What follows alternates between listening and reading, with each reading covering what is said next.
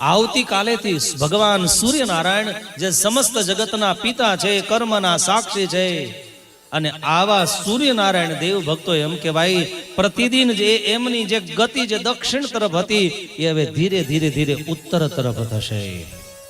અને ભગવાન સૂર્યનારાયણ ઉત્તર દિશા તરફ ગતિ કરે માટે એનું નામ ઉત્તરાયણ કહેવામાં આવે.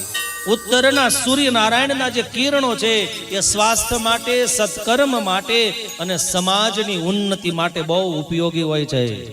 એટલે આવતીકાલે સૂર્યનારાયણ ઉગે એ પેલા ઉઠજો. સાંભળ્યા?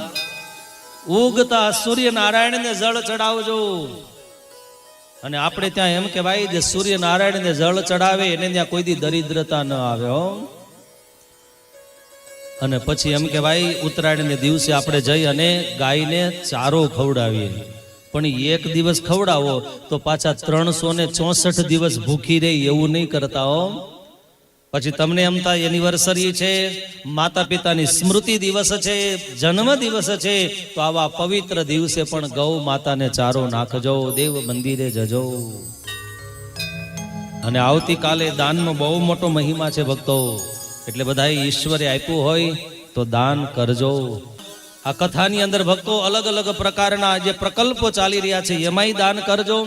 અને વાત્સલ્ય ધામ જુનાગઢની અંદર અમે નક્કી કર્યું છે ભક્તો માટે ઉતારા બનાવવાના છે, યજ્ઞશાળા બનાવી, દરરોજ યજ્ઞ પણ થશે, અને પક્ષીઓ માટે ચબૂતરો બનાવવાનો છે. એટલે યથાશક્તિ જે જલારામ બાપા તમને પ્રેરણા કરે યથાશક્તિ દાન કરજો. અને સાથે સાથે આજે અન્નક્ષેત્ર ચાલુ કર્યું છે. અહીંયા કથાના અંતે અહીંયા છેલ્લા 2 દિવસથી જે પ્રસાદની સુંદર વ્યવસ્થા અમારે આ નીતિનભાઈએ કરી છે. એકવાર જોરદાર તાલીઓના નાથી અમને વધાવો. એને એમ થયું અમારા કુળનું ગૌરવ જલારામ બાપાએ વર્ષો સુધી બધાને જમાડ્યા હોય તો અમે 7 દિવસ સુધી આવા વાલા ભક્તોને જમાડી ન શકીએ. અને ત્યારે ઘણા બધા હરિભક્તોએ પોતાની સદલક્ષ્મી વાપરી છે.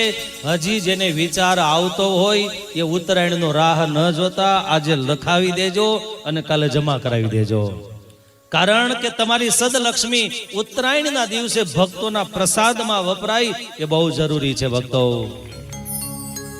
ઉત્તરાયણનો પવિત્ર કાળ છે. આવા વિદ્વાન પવિત્ર ભૂદેવોને દાન કરજો. આવતીકાલનો દિવસ લેવાનો નથી, દેવાનો છે, અને દેય એને ઈશ્વર પાછો આપે હો.